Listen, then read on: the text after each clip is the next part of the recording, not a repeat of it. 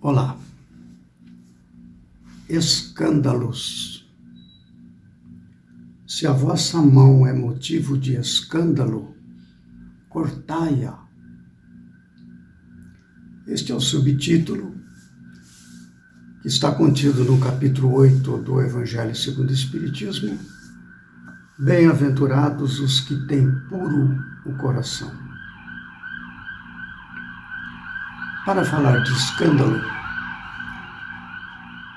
é importante que nós pensemos na pureza de coração, que é o objeto de estudo desse capítulo. Bem-aventurados que têm puro o coração. O escândalo acontece toda vez que, devido às impurezas do nosso coração, nos levam a tomar decisões, a práticas e pensamentos, e isso pode levar a escândalos. Então será muito comum aqui na Terra, um planeta de expiações e provas, que ocorram escândalos. Estas perturbações decorrentes das ações ou pensamentos de uma pessoa podem causar desequilíbrios no seu âmbito familiar, na sua comunidade, no seu país e até em toda a humanidade, em todo o planeta. Como hoje estamos vendo, estamos neste período em que nada é possível manter oculto, tudo está sendo revelado devido aos processos de facilitação da comunicação, e nós estamos vendo escândalos todos os dias, nos mais diversos níveis, individual, coletivo. Então é muito oportuno que nós fiquemos atentos a esta questão, a nossa pessoa dentro desta situação que alcança toda a humanidade terrestre. Kardec se fundamenta na sua análise nas frases e ensinamentos de Jesus, como é o caso, por exemplo, que está no Evangelho de Mateus, capítulo 5, dos versículos 29 e 30, e também Mateus, novamente, capítulo 18, dos versículos 6 a 11, onde a palavra escândalo está presente nas falas do Mestre. Vejam o que Jesus fala. Ai do mundo por causa dos escândalos, pois é necessário que venham escândalos. Mas ai do homem por quem o escândalo venha. Veja aqui em dois momentos, né? Ai do mundo, ai do homem. Jesus está já falando no ser coletivo e no ser individual. Esta palavra se aplica nas duas situações. Quando um país acaba se envolvendo na guerra, é uma coletividade. E no mundo nós temos histórico de guerras sem fim. Então diz, ai do mundo. Então nós temos esta situação a considerar também. Mais adiante, Jesus prossegue. Se a vossa mão ou o vosso pé é objeto de escândalo, cortai-os e lançai-os longe de vós. Melhor será para vós que entreis na vida tendo um só pé ou uma só mão, do que terdes dois e serdes lançados no fogo eterno. Se o vosso olho vos é objeto de escândalo, arrancai-o e lançai-o longe de vós. Melhor para vós será que entreis na vida tendo um só olho, do que terdes dois e serdes precipitados no fogo do inferno. Então, é uma linguagem muito marcante, né?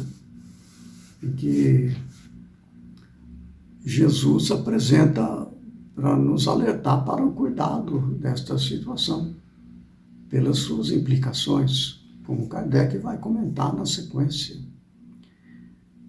Falando a respeito do sentido da palavra escândalo, Kardec coloca o seguinte: no sentido evangélico, ou seja, quando Jesus utiliza esta palavra, ou quando ela surge em outras situações dentro dos evangelhos, significa o seguinte: o escândalo é tudo que resulta dos vícios e das imperfeições.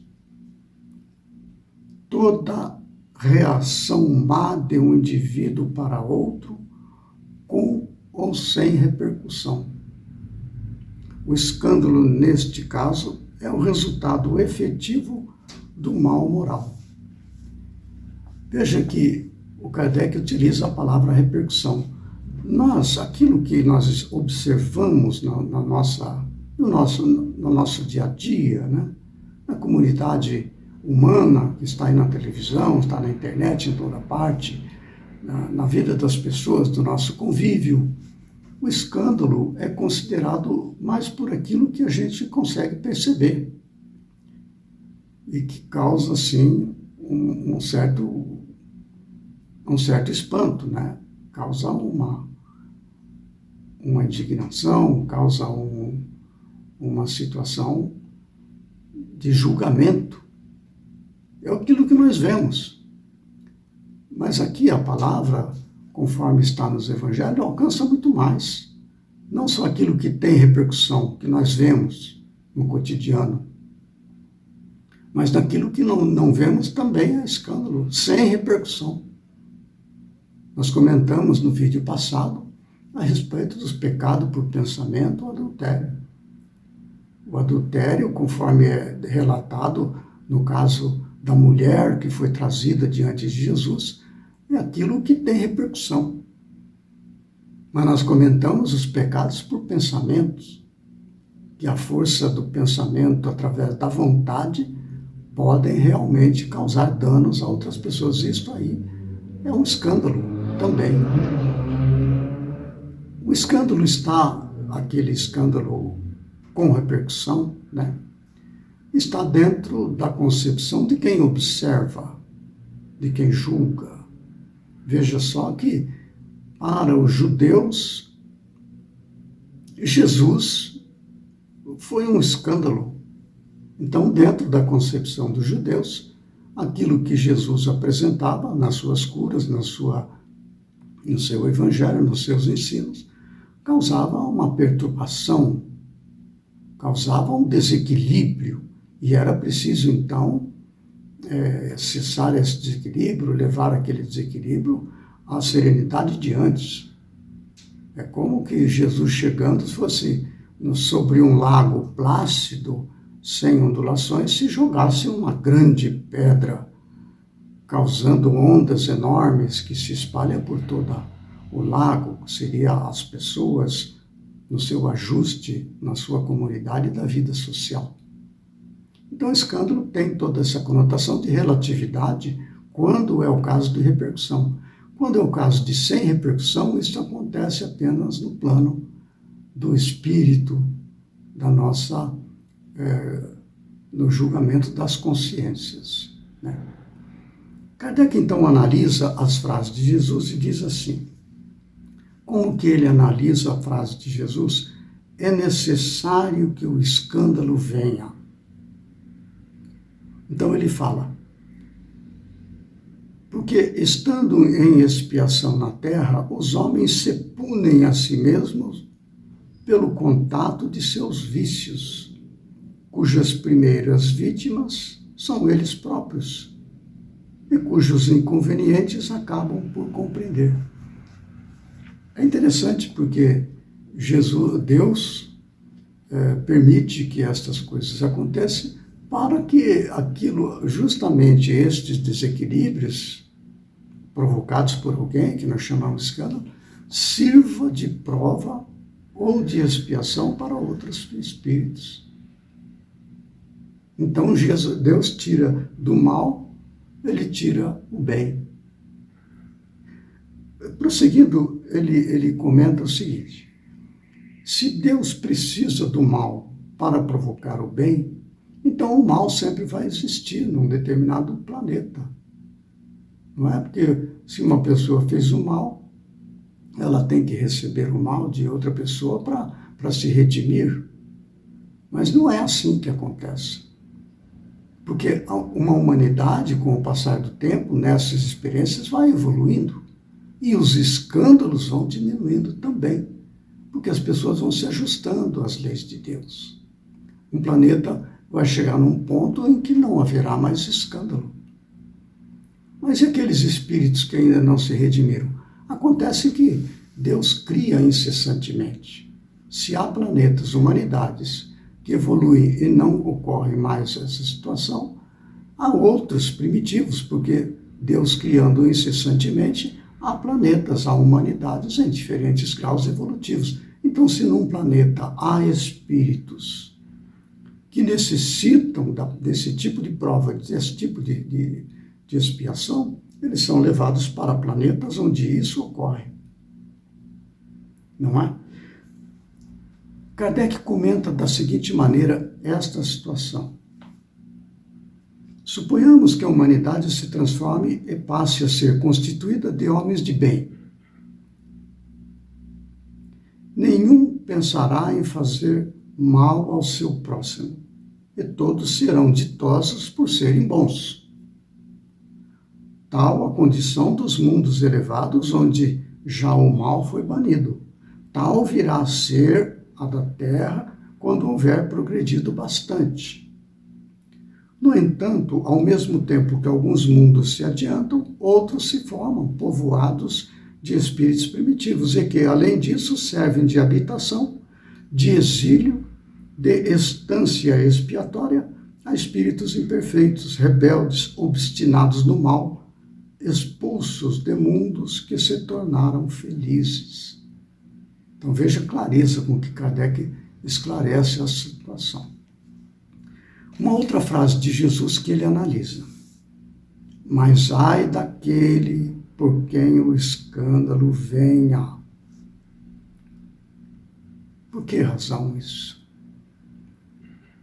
Porque a todo dano, a todo desequilíbrio que nós, indivíduos ou coletividades, provocamos na consciência divina, esse desequilíbrio afeta aquela pessoa que causou o escândalo. Ela se sente culpada, não tem como fugir. Porque nós temos a lei de Deus escrita na consciência, na medida em que nós provocamos um desequilíbrio num certo ambiente, nós temos que resgatar o dano que causamos, não é? Passando pela experiência e tudo mais, não é? Resgatando aquilo lá, colocando as coisas no devido lugar, ajudando aqueles todos a quem nós ferimos pela nossa atitude impensada, pelo nosso desequilíbrio, não é? Ai daquele, porque nós vamos enfrentar as dificuldades que causamos nos outros. Não é? Se nós estamos firmemente colocados numa posição em que nos vemos o direito de lesar os outros sem responsabilidade, e, consequentemente, quando vier o enfrentamento, nós estamos absolutamente despreparados. E a dor é muito grande. Então, ai daquele, porque haverá de passar por grandes sofrimentos. Claro que ela pode ser esclarecida, né? A pessoa pode trabalhar na sua recuperação moral através da prática do bem e essa situação se ameniza naturalmente. Mas deve passar pelo processo do resgate e reparação, não é? Esta outra frase que Kardec analisa da fala de Jesus. Se a vossa mão é causa de escândalo, cortai-a. É uma colocação bem rigorosa, né? Porque nós identificamos uma tendência nossa a uma situação qualquer, um gatilho, né? Uma situação na vida que acaba nos levando a praticar determinadas coisas que mais tarde a gente se arrepende. Então, se a gente identifica isso, não é cortar a mão, arrancar os olhos, nós não vamos, ao identificar a nossa dificuldade moral por praticar, eu não quero praticar mais, então eu vou no médico pedir que corte a minha mão fora. Não tem sentido nenhum, não é assim que funciona. Agora, nesta mesma encarnação ou numa outra encarnação, mais comumente em outras encarnações, nós vamos dar um jeito de eliminar da próxima experiência reencarnatória aquilo que nos leva a praticar o ato, não é?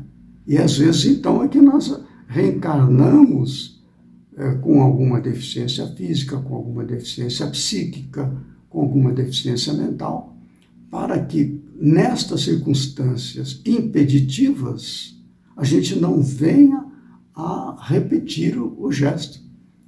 A questão do repetir é muito curioso, porque há esta questão do hábito.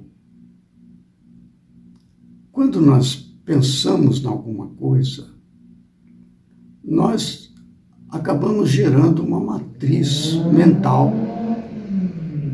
que nos leva a repetir o mesmo pensamento. Isto é muito comum, pode observar que é assim que acontece. Se nós passamos por determinado pensamento, que aquilo pode ser um pensamento bom ou um pensamento mau, a tendência é repetir aquilo ali, por uma questão de hábito, não é? E assim, nós podemos, no caso de praticar, colocar em ação, a ocorrência de uma matriz mental que nos leva a repetir é muito mais forte. Se o pensamento cria uma matriz mental que tende a retornar à nossa mente na formação de novos pensamentos, quando nós praticamos um ato, a situação é mais grave, porque você gera uma matriz mental que te leva a fazer aquilo de novo, por uma questão de hábito. E o poder indutivo daquela matriz é muito forte, porque você realizou aquilo no dia a dia, na vida material, aquilo fica com uma matriz muito forte. É então que de encarnação após encarnação, a tendência é que a gente venha a incorrer na mesma experiência. Agora, como é que a gente se livra disso? Tratando de ver qual é o gatilho que nos leva a incorrer naquela matriz que gera o escândalo, que gera a prática do mesmo erro que já praticamos em outras vidas. Como que eu me livro disso? Eu identifico a causa que me leva a repetir aquele ato e trato de programar uma encarnação onde aquilo não aconteça. Porque está aí, se nós, como diz Jesus, corta a mão, tira o olho, é claro, é uma linguagem figurada, mas se aplica numa programação reencarnatória, que as pessoas nascem com deficiências físicas, psíquicas, mentais, para que não venha a repetir aquilo que é uma matriz que gerou um hábito difícil de extirpar. Então, como é que faz? Gerar outro hábito. Ou pela prática do bem, o que, convenhamos, não é muito fácil, ou então pelo impedimento de repetir. Se nós passamos daí uma encarnação inteira, onde nós não temos possibilidades físicas, mentais, ou seja, de repetir aquela matriz mental, eu terei uma encarnação inteira gerando uma matriz mental genérica, onde aquele ponto deixa de ser repisado, repassado, fortalecido em nós. Nós criamos, portanto, um outro hábito, o hábito, então, de não repetir aquilo ali. Porque passamos uma encarnação inteira gerando novos hábitos. Daí, convém que nesta encarnação na qual nós estamos, venhamos a praticar a caridade, na medida que a gente puder. benevolência para com todos, indulgência para a imperfeição alheia, perdão das ofensas, que vão, na medida da nossa possibilidade, gerar matrizes mentais e hábitos. E quando nós criamos um hábito dentro da lei de Deus, como é o caso da prática da caridade, não perde mais. Você não tira mais aquilo ali. Diferente de quando você cria um hábito fora da lei de Deus, porque não é da nossa natureza. Você pode tirar aquele hábito, conforme está comentado aqui. Se a sua mão for objeto de escândalo, cortai-a. Não é? O que é ruim pode ser cortado, o que é bom não pode. Olha como é importante. E é importante nós vermos também o dano, porque fala ali, ai daquele, como diz Jesus, né? Que por quem o escândalo venha. Porque toda a nossa ação que gera escândalo, ela também tem um poder indutivo na outra pessoa. E a pessoa tende a repetir aquilo ali. Para encerrar esse comentário, eu quero trazer aqui novamente o livro Pensamento e Vida, do Emmanuel, que eu tenho sempre trazendo, muito extraordinário esse livro, que fala sobre hábito. Ele fala logo no começo o seguinte, para que a gente veja como é importante a gente vigiar e orar, para não cair em tentação. A tentação é aquele hábito adquirido que nos induz a repeti-lo. Essa é a tentação, não é? Então, Emmanuel diz assim, nesse capítulo 20, o título do capítulo é Hábito. Olha o que ele fala. O hábito é uma esteira de reflexos mentais acumulados, operando constante indução à rotina. Ele prossegue. Herdeiro de milênios, gastos na recapitulação de muitas experiências análogas entre si, vivemos até agora quase que à maneira de embarcações ao gosto da correnteza no rio de hábitos aos quais nos ajustamos sem resistência. E daí, claro, ele prossegue a análise dele sobre os hábitos e sobre a sua importância. Então, olha como este tema, escândalo, se a vossa mão é motivo de escândalo, cortai-a.